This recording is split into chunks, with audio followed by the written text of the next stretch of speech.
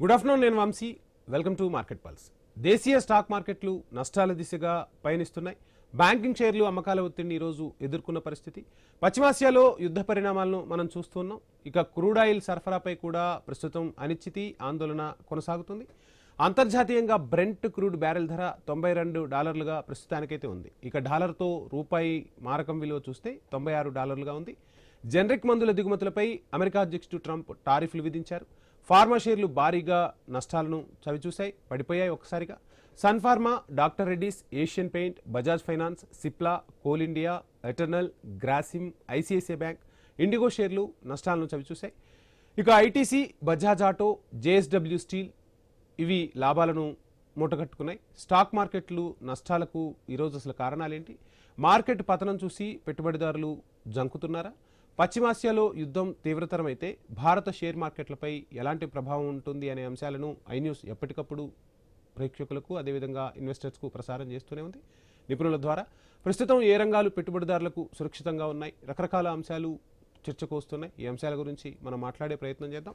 దానికన్నా ముందు ఈరోజు మాజీ అమెరికా అధ్యక్షులు తీసుకున్న నిర్ణయాలు కావచ్చు, ప్రస్తుత అమెరికా అధ్యక్షుడు డొనాల్డ్ ట్రంప్ తీసుకుంటున్న నిర్ణయాలు కావచ్చు, ఆ టారిఫ్ ప్లాన్లు అంతర్జాతీయంగా ఒక రకంగా స్టాక్ మార్కెట్లపై ప్రభావం చూపుతున్నాయి. ముందుగా మనం మాట్లాడుకున్నట్టుగా భారత ఫార్మా రంగంపై ఎఫెక్ట్ అయితే ఖచ్చితంగా పడింది. టారిఫ్లను పెంచడంపై భారత ఫార్మా రంగం కొంత ఇబ్బందులను ఎదుర్కొంటుంది. స్టాక్ మార్కెట్లో ఈరోజు పెద్ద పెద్ద కంపెనీలు నష్టాలను చవిచూసిన పరిస్థితి. భారత్ నుంచి ఎక్కువగా అమెరికాకు మన మందులు వెళ్తూ ఉంటాయి, జనరిక్ మెడిసిన్స్ వెళ్తూ ఉంటాయి. ఆ జనరిక్ మెడిసిన్స్పై అక్కడ సుంకాలను పెంచారు. ఆ సుంకాలు పెంచడంతో ఒక్కసారిగా భారత షేర్ మార్కెట్పై, స్టాక్ మార్కెట్పై ఆ ప్రభావం అనేది ఖచ్చితంగా పడింది.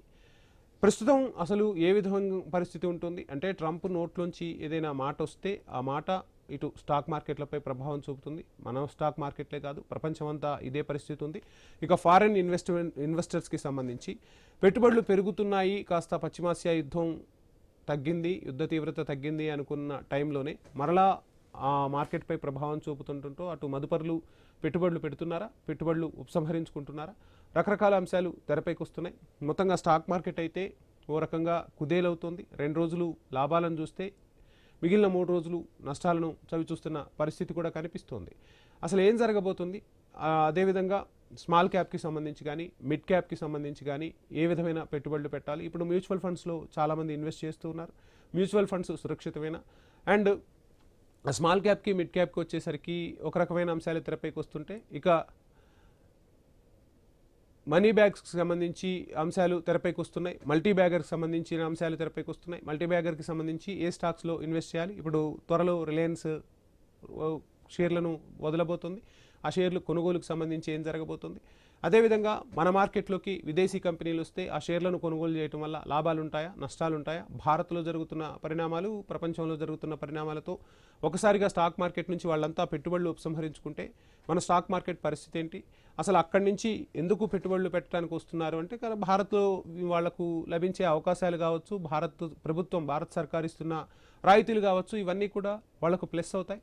సో ఏ దేశం ఎక్కువగా రాయితీలు ఇస్తుందో, ఏ దేశం ఎక్కువగా వారికి సులభతరమైన వాణిజ్యాన్ని ఇస్తుందో వాళ్ళు ఖచ్చితంగా పెట్టుబడులు పెట్టడానికి ముందుకు వస్తారు. సో ఈ అంశాలన్నీ కూడా స్టాక్ మార్కెట్పై ప్రభావం చూపిస్తున్నాయి. ఈ అంశాల గురించి మనతో మాట్లాడేందుకు ప్రముఖ స్టాక్ మార్కెట్ నిపుణులు శ్రీరామచంద్రమూర్తి గారు మనతో పాటు జాయిన్ అయ్యారు. శ్రీరామచంద్రమూర్తి గారు, good afternoon sir. Good afternoon అండి. సార్, మనం ఇంతకుముందు మాట్లాడుకున్నట్టుగానే ట్రంప్ నోటి నుంచి మాట వస్తే స్టాక్ మార్కెట్లు కుదేలవుతున్న పరిస్థితే కనిపిస్తుంది. జనరిక్ మెడిసిన్స్కి సంబంధించి ఈరోజు ట్రంప్ విధించిన సుంకాలు అవ్వచ్చు, భారత షేర్ మార్కెట్, స్టాక్ మార్కెట్లపై ప్రభావం చూపాయి. మొత్తంగా ఫార్మా రంగానికి సంబంధించి అసలు ఏం జరుగుతుంది అనుకోవచ్చు? ఈ అనిశ్చితి ఎన్ని రోజులు కొనసాగుతుంది?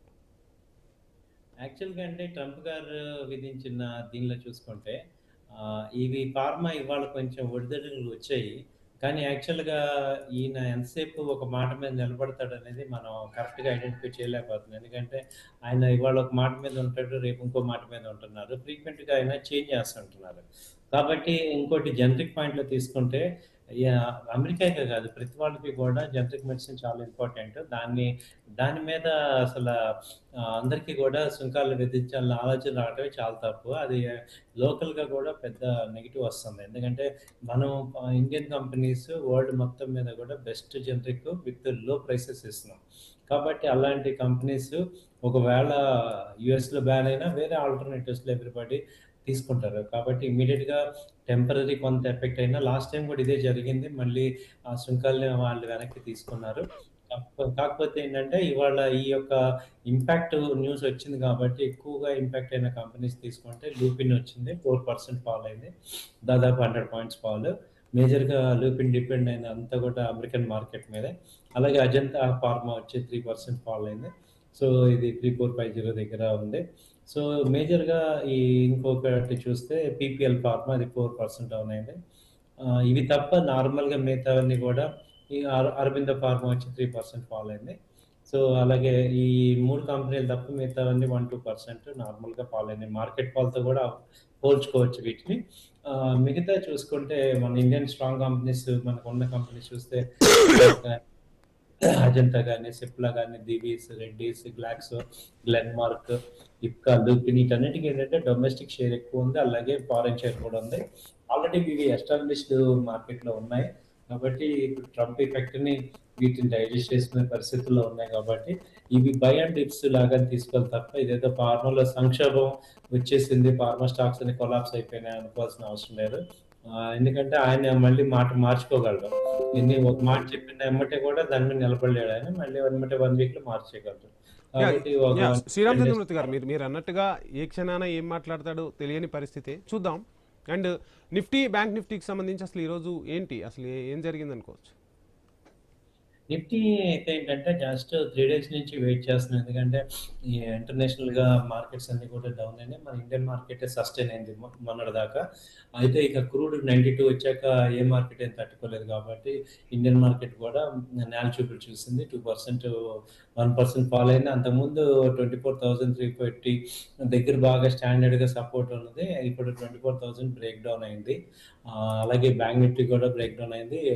58,000 నుంచి 57,000 వచ్చింది. సో మేజర్‌గా నిఫ్టీ చూసుకుంటే ఏంటంటే ఇక డౌన్ ట్రెండ్ అయితే స్టార్ట్ అయింది. నిఫ్టీ అయితే వీక్‌నెస్ కనపడుతుంది. మళ్ళీ లాస్ట్ టైమ్ లాగా 1000 పాయింట్స్ పడుతుందా? 500 పాయింట్స్ పడుతుందా? అనేది ఇక్కడ ఏమవుతుందంటే ఈ లాస్ట్ 3 మంత్స్ బ్యాక్ చూసారు కాబట్టి ఇక్కడ ఇన్వెస్టర్స్ కూడా ఏం చేస్తున్నారంటే బాగా పెరిగింది కాబట్టి అమ్మేద్దాంలే ఇంతవరకు అని చెప్పి మన డీఏస్ గాని తర్వాత రీటైల్ క్లయింట్స్ కూడా ఒకసారిగా అమ్మకాలు మొదలుపెట్టి ఉన్నారు. దానివల్ల కొంత నెగెటివ్ అవుతున్నాయి. స్టాక్స్ అన్ని కూడా డౌన్ అయితే అవుతున్నాయి. మళ్ళీ ఏమవుతుందంటే బై అండ్ డిప్ లాగానే ఛాన్సెస్ కనపడుతున్నాయి. ఎందుకంటే క్వార్టర్ రిజల్ట్స్ బాగా ఇస్తున్నాయి. అంత మంచి రిజల్ట్ ఇచ్చింది. అలాగే ఆటోమొబైల్‌లో టీవీఎస్ మోటార్ మంచి రిజల్ట్ వచ్చింది. అలాగే బజాజ్ ఆటో కూడా మంచి రిజల్ట్స్ వచ్చాయి. ఫైనాన్స్ కంపెనీస్ బానే ఉన్నాయి. కాబట్టి అలాగే టెక్ కంపెనీస్ కూడా బాగానే రిజల్ట్స్ వచ్చాయి కాబట్టి మళ్ళీ ఇదేంటంటే ఒక బై అండ్ డిప్స్ లాగా ఎందుకంటే వాల్యుయేషన్స్ బాగా పైకెళ్ళాయి. మళ్ళీ కిందకొస్తే మళ్ళీ కొనుక్కుంటారు. సో ర్యాలీ వచ్చి ఇప్పుడు 23,700 ఆ రేంజ్ రేపు ఇంకో 200, 300 పాయింట్స్ డౌన్ అయినా గానీ అక్కడ ఒక బయింగ్ ఆపర్చునిటీనే చూసుకోవచ్చు. ఎందుకంటే క్రూడ్ అయితే $93, $94 దాకా కూడా వెళ్ళిపోతుంది. ఇలాగే జరిగితే $100 మళ్ళీ టచ్ అవుతుంది. సేమ్ ప్రాబ్లమ్ మళ్ళీ ఫేస్ చేస్తున్నాం. మళ్ళీ ఆయిల్ ఇబ్బంది మళ్ళీ మొదలయ్యే ఛాన్స్ ఉంది. అలాగే కరెన్సీ కూడా ఇప్పుడు మళ్ళీ యా కరెన్సీ కూడా 100కి వచ్చే ఛాన్సెస్ కనపడుతున్నాయి.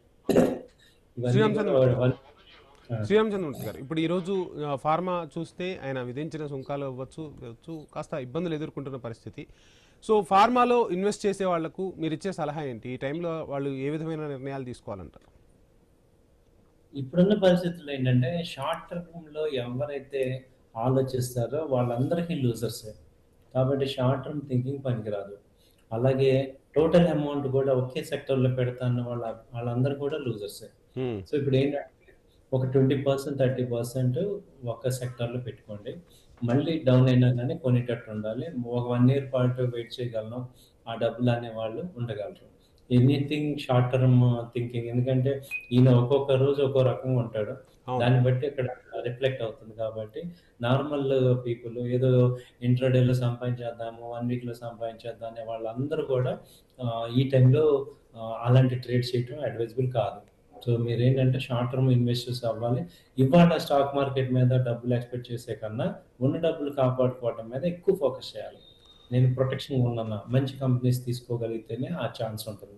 ఈవెన్ పతనం అయినా గానీ మళ్ళీ పెరిగే ఛాన్సెస్ ఈవెన్ ఫార్మాలో మీరడిగారు ఫార్మా బాగున్నాయని. ఇప్పుడు ఫార్మా నిఫ్టీ ఫార్మా చూసుకుంటే ఇప్పుడు స్టాండర్డ్‌గా మనకి ఇప్పుడు బాగా తగ్గింది చూసుకుంటే డాక్టర్ రెడ్డీస్ తీసుకోవచ్చు. అలాగే మేజర్‌గా ఈ గ్లెన్మార్క్ గాని ఇలా మనకి మంచి కంపెనీస్ని ఐడెంటిఫై చేసుకొని వాటిల్లో స్టాండర్డ్ సన్ ఫార్మా, సిప్లా ఇవన్నీ కూడా ఆల్రెడీ ప్రూవ్డ్ కంపెనీస్ కాబట్టి ఒక 20-30% మీ క్యాపిటల్ ఇన్వెస్ట్ చేసుకుంటే మీరు లాంగ్ టర్మ్ ఇన్వెస్ట్ చేస్తాను ఒక 6 నెలలు అంటే ఖచ్చితంగా నష్టపోరు. ఎందుకంటే ఈ కంపెనీలు ఎప్పుడూ ఉంటాయి. ఎన్నో తట్టుకున్నాయి. ఇవి ఎన్నిటినో ఒక పెద్ద యోధులు లాంటి కంపెనీలు ఇవి ఇండియన్ కంపెనీస్. కాబట్టి ఎన్నో ఎన్నో ఫ్యాక్టర్స్‌ని డిస్కౌంట్ చేసుకుంటూ బయటకొచ్చాయి కాబట్టి ఇవన్నీ మనం నెక్స్ట్ మూవ్‌మెంట్, నెక్స్ట్ ర్యాలీలో ఇవన్నీ కూడా పైకొస్తాయి. కాబట్టి అలా మీరు లాంగ్ టర్మ్ ఆలోచించగలిగితేనే ఇక్కడ నిలబడతాం. ఇప్పుడున్న పరిస్థితుల్లో షార్ట్ టర్మ్ థింకింగ్ పనికిరాదు.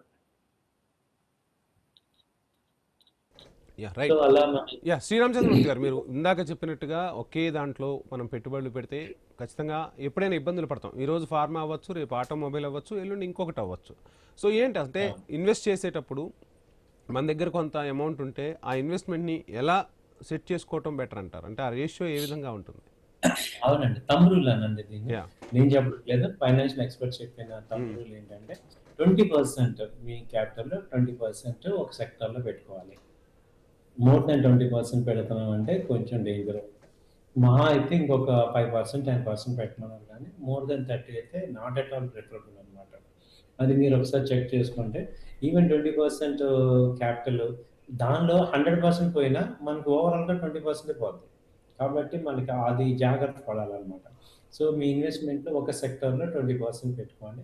ఆ 20%లో కూడా 50% లార్జ్ క్యాప్, ఒక 30% మిడ్ క్యాప్, 20% స్మాల్ క్యాప్ అలా పెట్టుకోమంటున్నారు.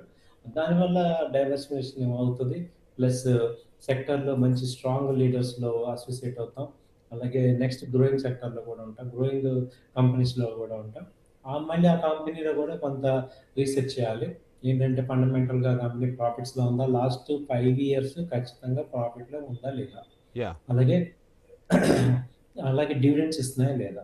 ఇవి చూసుకుంటే అంటే డివిడెండ్స్ ఇస్తున్నాయంటే ఏదైతే ఆ ప్రాఫిట్ ఉందో అది రియల్ ప్రాఫిట్ అని. ఎంతో కొంత డివిడెండ్ ఇస్తున్నాయంటే అంటే ప్రజల దగ్గరికి డబ్బు వెళ్ళింది. అంటే కంపెనీ సంపాదించింది. అప్పుడు మనకి ఒక స్టాండర్డ్ ఉంటుంది. ఈ 2 పాయింట్లు చూసుకుంటే చాలు. డివిడెండ్ ఇస్తున్నాడు, ప్రాఫిట్స్ వస్తున్నాయి. ఇంకా చెప్పాలంటే ప్రాఫిట్ గ్రోత్ కంటిన్యూగా ఉందా? గ్రోత్ పెరుగుతుందా? ఒక్కొక్కసారి పెరగకపోయినా ఓవరాల్‌గా ప్రాఫిట్‌లో ఉన్నారా? ఇలా మనం చూసుకోవచ్చు. తర్వాత షేర్ క్యాపిటల్ రిటైన్డ్ ఎర్నింగ్స్ పెరుగుతున్నాయా? ఇది మనం ఫండమెంటల్‌గా చూస్తే మనకు అర్థమవుతుంది. సో, అలాంటి చూసుకుంటూ ఆ కంపెనీస్‌లో ఇన్వెస్ట్ చేయడం వల్ల మనకి మంచి రిజల్ట్స్ వస్తాయి. అలాగే ఎప్పుడైతే మార్కెట్ క్రాషెస్ అవుతున్నాయో ఆ కంపెనీస్‌ని మనం రాడార్‌లో పెట్టుకొని ఆ టైంలో డౌన్ అయినప్పుడు కొంత మళ్ళీ యాడ్ చేసుకునేటట్టు ఉండాలి. అప్పుడు మనకి డబుల్ బెనిఫిట్ వస్తాయి. సో శ్రీరామ్ చంద్రమూర్తి గారు, అంటే చాలా సందర్భాల్లో మనం మాట్లాడుకుంటున్న అంశమే, ఓవైపు పశ్చిమాసియా యుద్ధం ఎండ్ ఎప్పుడవుతుందో తెలియని పరిస్థితి, అటు రష్యా ఉక్రెయిన్ యుద్ధం ఎలా కంటిన్యూ అయిందో ఈ యుద్ధం అలానే కంటిన్యూ అవుతుంది. అంటే యుద్ధం మొదలుపెట్టడం మన చేతుల్లో ఉంది కానీ ఆపటం అనేది ఆ యుద్ధం మొదలుపెట్టిన వాళ్ళ చేతుల్లో కూడా లేని పరిస్థితి ఇప్పుడు. సో ఏంటి అవునండి. అంటే ఈ యుద్ధాలు, ఈ అనిశ్చితి ఎంతకాలం కొనసాగుతాయో తెలియని పరిస్థితుల్లో ఇన్వెస్ట్ చేసేవాళ్ళు ముందుగా ఎటువంటి జాగ్రత్తలు తీసుకోవాలి? చాలామంది ఇక ఇంతే, ఎప్పటికీ స్టాక్ మార్కెట్లో మనం లాభాలు చూడలేము అని చెప్పి కరెక్ట్ టైంకి వాళ్ళు బ్యాక్ తీసుకుంటారు. ఆ తీసుకున్న 1 or 2 monthsలోనే మళ్ళీ ప్రాఫిట్స్ వస్తూ ఉంటాయి. సో ఎలా అసలు ఆ టైంని మనం గుర్తించేది ఎలా? ఏ విధమైన నిర్ణయాలు తీసుకోవాలంటారు? యాక్చువల్లీ మొత్తం మ్యాటర్ అంతా ఒక క్వెషన్‌లో అడిగారండి.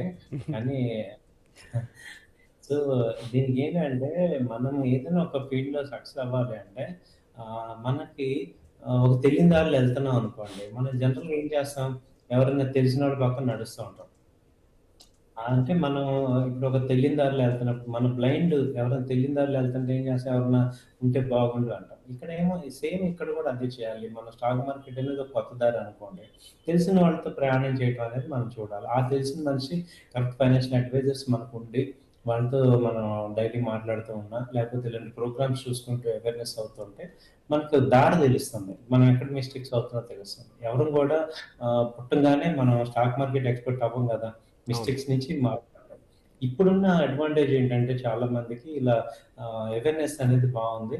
సో, కాబట్టి ఇలాంటి ప్రోగ్రామ్స్ వినటం, ఇలాంటి పీపుల్‌తో ప్రొఫెషనల్‌తో మాట్లాడటం, నేనొక్కడినే నాకు తెలుసు అని అనుకుంటే చాలా లాస్ అవుతున్నాం. ఇవాల్టికి కూడా మనము 2 ఇయర్స్, 1 ఇయర్ ఎక్స్‌పీరియన్స్ పెట్టుకొని నేనేదో స్టాక్ మార్కెట్‌లో చాలా చాలా సంపాదిస్తాను అని వాళ్ళందరూ కూడా ఇవాళ మనం అర్థం చేసుకోవాల్సిందేంటంటే, I have to learn, I have to understand, I have to be with the professionals.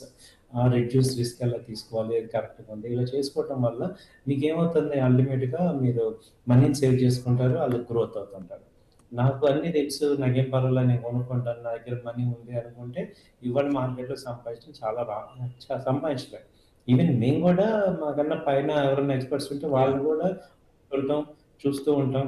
అంటే కంటిన్యూయస్ లెర్నింగ్ అనేది ఇంపార్టెంట్. యెస్. నాకే అంత వచ్చు, నేనే టాప్ అనుకుంటే అవ్వదు.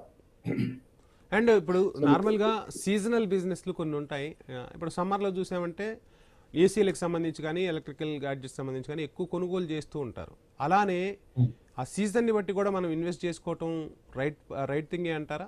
రైట్ డెసిషన్ అంటారా? అది షార్ట్ టర్మ్ ఇన్వెస్టర్స్‌కి రైట్ డెసిషన్ అండి. హ్మ్. సో, షార్ట్ టర్మ్ ఇన్వెస్టర్స్ మీరు ఇవాళ ఇప్పుడున్న మాన్సూన్ సీజన్ ఉంది. ఇప్పుడు ఫార్మా కంపల్సరీ అందరికి రోగాలొస్తుంటాయి.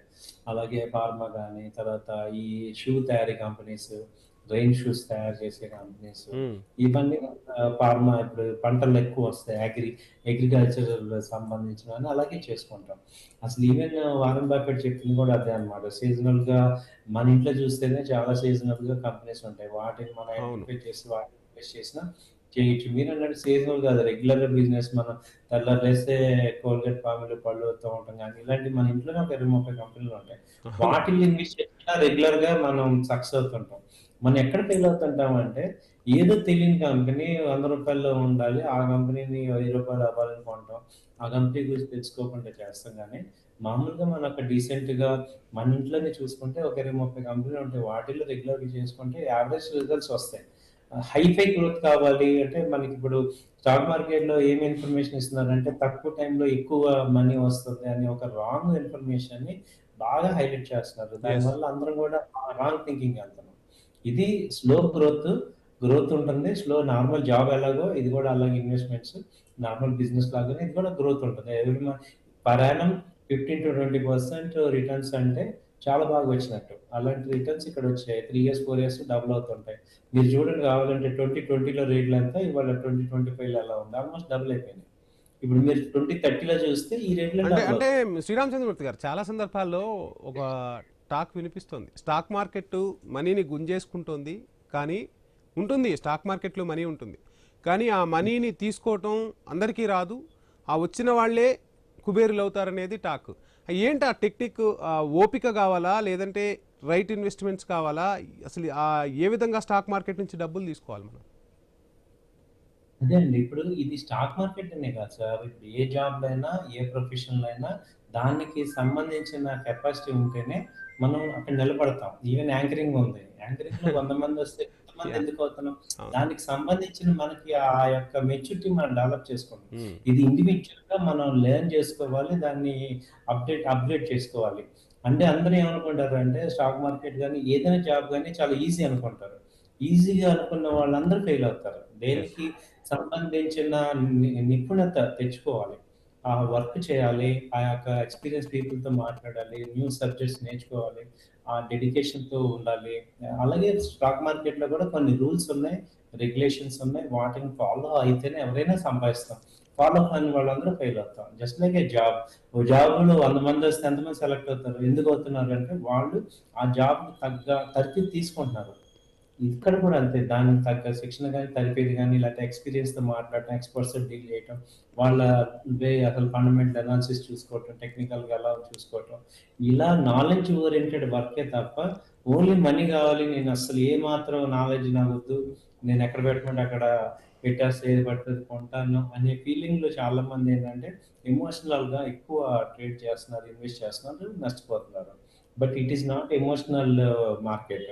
మీరన్నట్టు ఎవరి దగ్గరికెళ్తుంది డబ్బంటే, ఎవరి దగ్గర పేషెన్స్ లేదో వాళ్ళ దగ్గర నుంచి డబ్బు వెళ్ళిపోయి, ఎవరి దగ్గర పేషెన్స్ ఉందో వాళ్ళ దగ్గర ఉంటుంది. యెస్. సో, ఒక 3 ఇయర్స్ హోల్డ్ చేయమంటే, ఇవాళంతా ఏమైందంటే ఫాస్ట్‌నెస్ కోరుకుంటున్నారు అందరూ.